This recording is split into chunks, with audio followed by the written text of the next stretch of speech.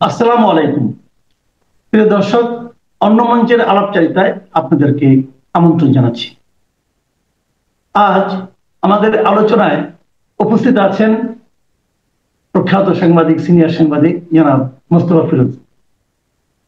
জনাব মোস্তফা ফিরোজ, আপনাকে স্বাগত জানাচ্ছি। আমাদের এই অনুষ্ঠানে আপনি প্রথমবারের মতো আসলেন। এর আগে আপনার সঙ্গে আমি নিজে বহুবার বসেছি আপনার চ্যানেলে। এবার আপনি আমি বলবো না, একটু অনুগ্রহ করে আমার চ্যানেলে এসেছেন, এই জন্য আপনার প্রতি অশেষ কৃতজ্ঞতা। এবং আমার ধারণা দর্শকরা আপনার এই আলোচনা খুবই পছন্দ করবেন। আপনি নিজেও নিজের চ্যানেল ছাড়া অন্য কোথাও যান না, কি কারণে রাজি হয়েছেন আমি জানি না।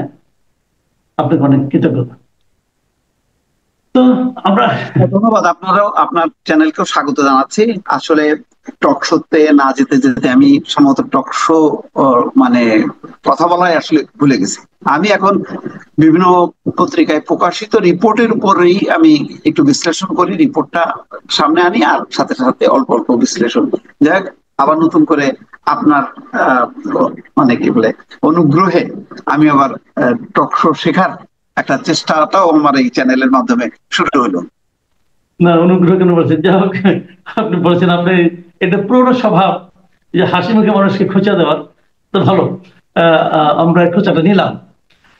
তো যে আলোচনাটা শুরু করতে চাচ্ছি প্রথমেই, যে দেশের রাজনৈতিক যে আজকের যে অবস্থা, দেখেন আজকে থেকে 7 মাস আগে যখন শেখ হাসিনাকে দেশ থেকে বিতাড়িত করা সম্ভব হলো, তখন কি বসে আপনি আজকে যে অবস্থায় আমরা এসে পৌঁছেছি, আজকে তো আমি তো মনে করি একটা ধরনের অচল অবস্থা, আপনি কি তখন চিন্তা করছিলেন যে আমরা এই অবস্থায় এসে দাঁড়াবো?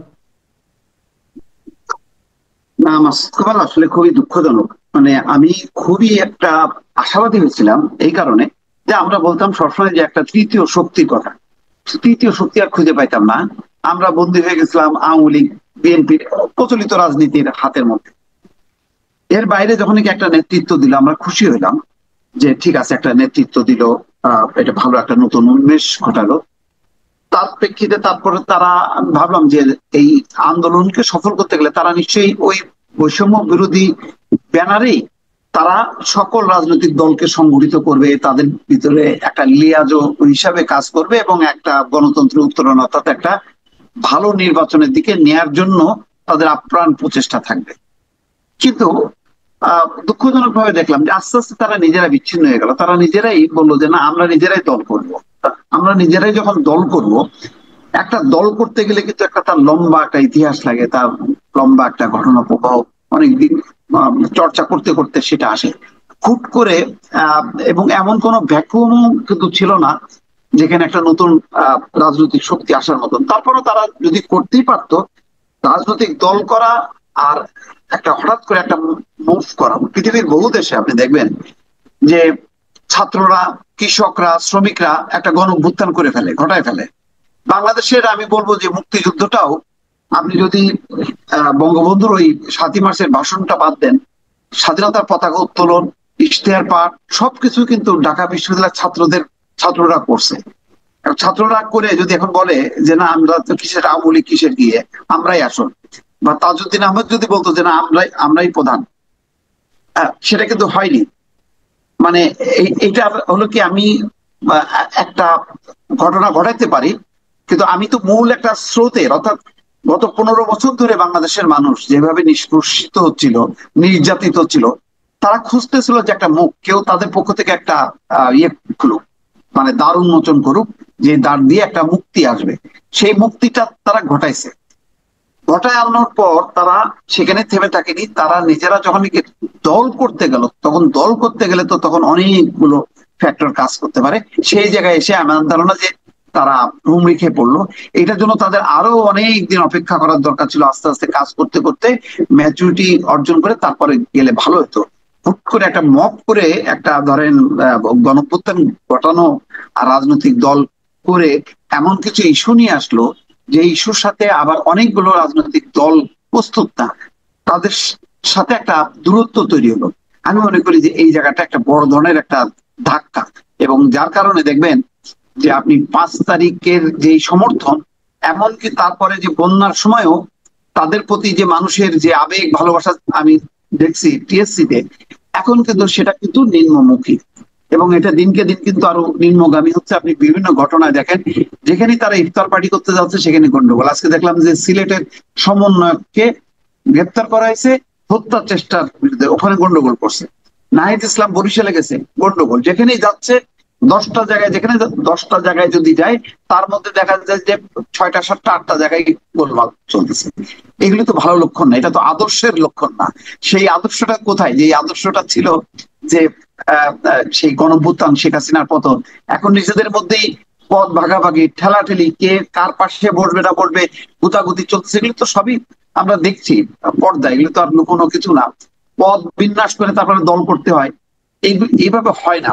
আমরা দেখতেছি যে একটা জোর করে মনে হচ্ছে যেন একটা দল সামনে আনা হচ্ছে, এটা আমার মনে হয় একটা ভুল সিদ্ধান্ত।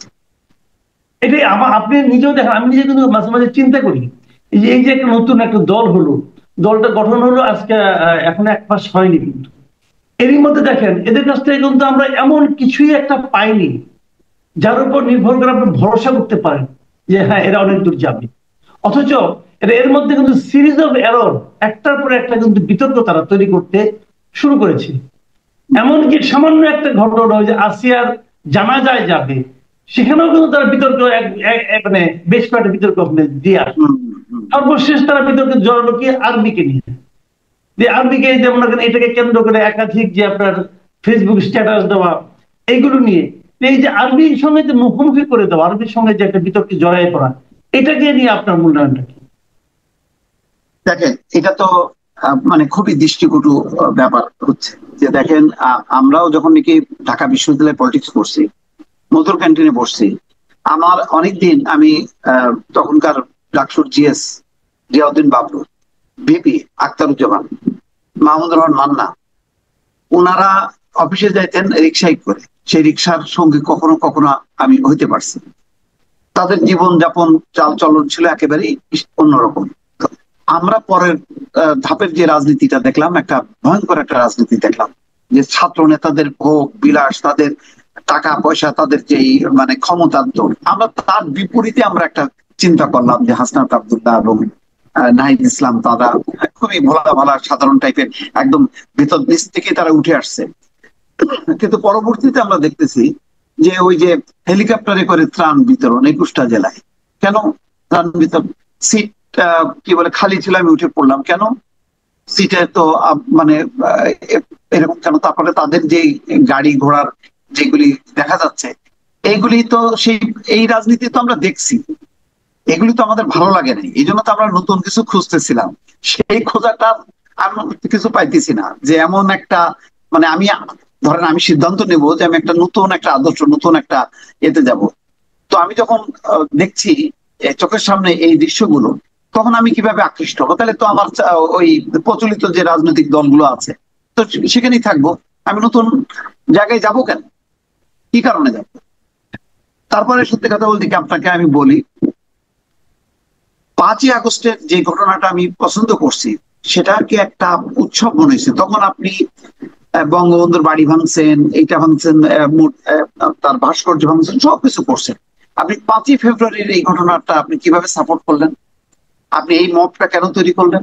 এটা কি ভালো হলো? এটি কি ওইটার সাথে এটা যায়? যায় তো না।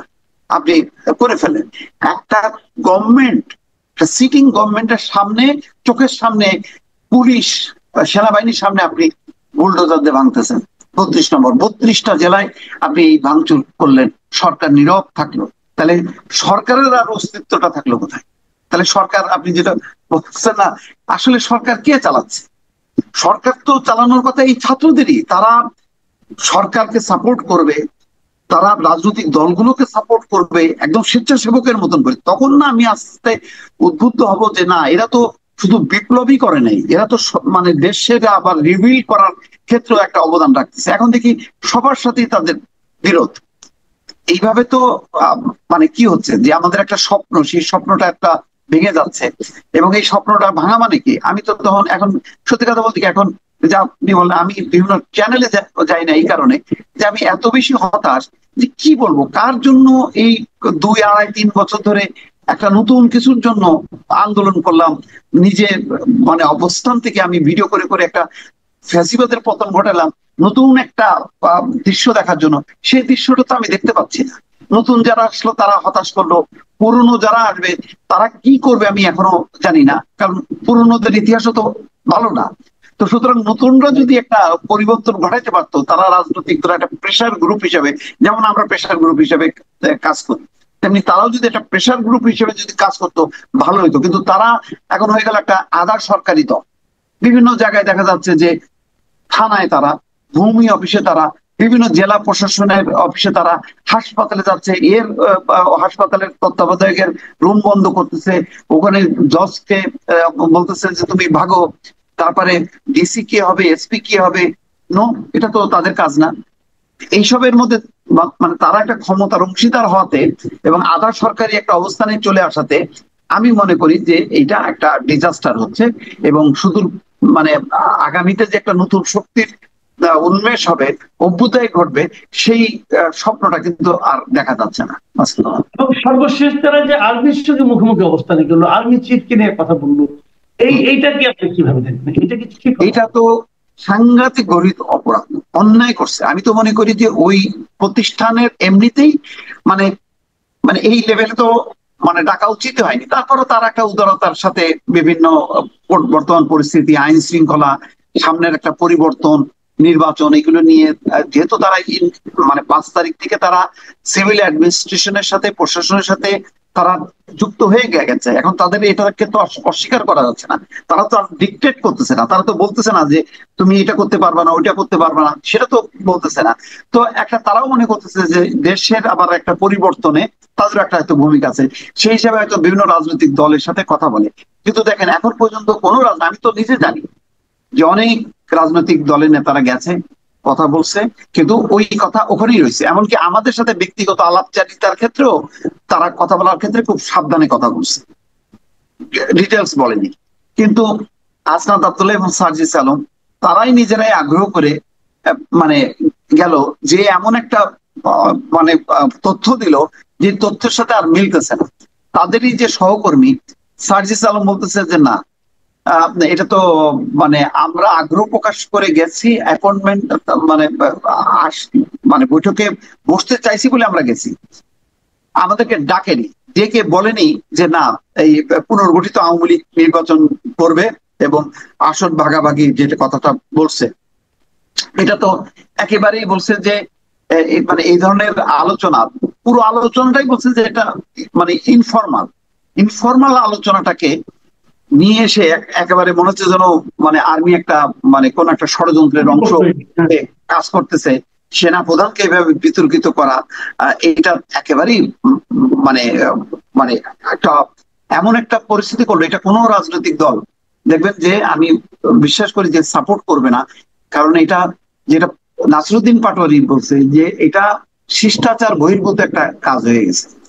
আপনি পারেন না ইনফরমাল, আমরা অনেক কথাবার্তা বলি, যেমন আপনার মনে আছে আপনিও তো গেছেন ওই যে রাষ্ট্রপতির কাছে, আমিও গেছি, তো ডাকছে গেছি, কথাবার্তা বলছি, কেন অনেক ইনফরমাল কথাবার্তা হয়েছে। তো আমি যদি এসে যদি এখন ভিডিও করা শুরু করে দিই, বলি যে এই হয়েছে, তো এটা কি উচিত হবে? উচিত হবে না তো। হাসনাত আব্দুল্লাহ একটা স্ট্যাটাস দিয়ে দিল, সেটা তার দলীয় ফোরামে আলোচনা করতে পারতো, দল সিদ্ধান্ত নিত যে সেনাপ্রধান তো এই কথা ভাবছে, আমরা এটা পক্ষে আমরা থাকবো না, আমরা বরং এই মানে আওয়ামী লীগ ফ্যাসিবাদী শক্তি কোন ফর্মে আমরা মানবো না, এই মুভমেন্টটা আমরা শুরু করি। এটাই আপনি শত্রু বানায় আপনি কি ফায়দা তুলতে চান, কেন তুলতে চান? এটা তো হলো না। আগে পার্টির ফোরামে আপনি আলাপ করেন। আবার এটাও ঠিক, তাকে বিরোধিতা করতে যে নাসিরুদ্দিন পাটোয়ারি বা সার্জিস আলম যে বক্তব্য দিল, তাহলে তো দলই থাকে না। দলে তো ভাই আছেই 4-5 জন, তার মধ্যে যদি মানে 2 জন বিরোধিতা করলো, হাসনাত আব্দুল্লাহ, এখন যখন এই ইস্যু নিয়ে যখন ওরা মিটিং এ বলবে, তখন তো মিটিং এ হাতাহাতি মারামারি হবে। এবং আমি বললাম যে যে পরিস্থিতি আগামী 1 থেকে 2 মাসের মধ্যে এই দলের ঐক্য থাকবে কিনা আমার যথেষ্ট সন্দেহ আছে। কারণ ন্যূনতম এইটুক যাদের নেই যে কথোপকথন, ব্যক্তিগত আলাপচারিতা এটা পাবলিক করতে নেই, এইটুক যাদের বোধ নাই, তাদের তো অনেক কিছুতেই বোধ নাই। তো আমি খুবই মানে ডিসঅ্যাপয়েন্টেড এই তাদের এই আচরণটা। ওখানে কি আলোচনা হয়েছে না হয়েছে সেটা সেনাপ্রধান জানেন, তারা জানেন, আমরা তো জানতে চাইনি। আমরা কি বলছিলাম বা তারা কি বলছে যে আমরা যাচ্ছি, যে আমাদের 11 তারিখ বেলা 2:30টার সময় মিটিং আছে, আমরা মিটিং থেকে ফিরে এসে আমরা ব্রিফ করব, না, এটা তো প্রোটোকলের সঙ্গে যায় না, কারণ ওনারা যদি আগ্রহ সেনাবাহিনী থেকে যদি আগ্রহ প্রকাশ করা হতো, তাহলে তো দলীয় প্রধান যিনি আছেন আহ্বায়ক অথবা সচিব রাইট। তাদেরকে দেখতেন। ওনারা তো তৃতীয় সারির নেতা, তাই না? রাইট। কাজেই ওনাদের ডাকবেন কেন? এটা তো হয় না। যাই হোক, অনেক ধন্যবাদ জনাব মোস্তফা ফিরোজ, আপনি আপনার ব্যস্ত সময়ের মধ্যে আমাদেরকে কিছু বিষয় বললেন যেগুলো নিয়ে আসলে আমরা আলোচনা হচ্ছিল। দেশের মানুষ কিন্তু এখন এগুলো নিয়ে ভাবছে যে কেন এমন হচ্ছে, এমন তো হওয়ার কথা ছিল না, আমাদের কি প্রত্যাশা ছিল। সে বিষয়ে প্রিয় দর্শক আপনারা শুনলেন জনাব মোস্তফা ফিরোজের ব্যাখ্যা। আপনাদের কেমন লাগলো লিখে জানাবেন। আগামীতে আবার কথা হবে। আল্লাহ হাফিজ।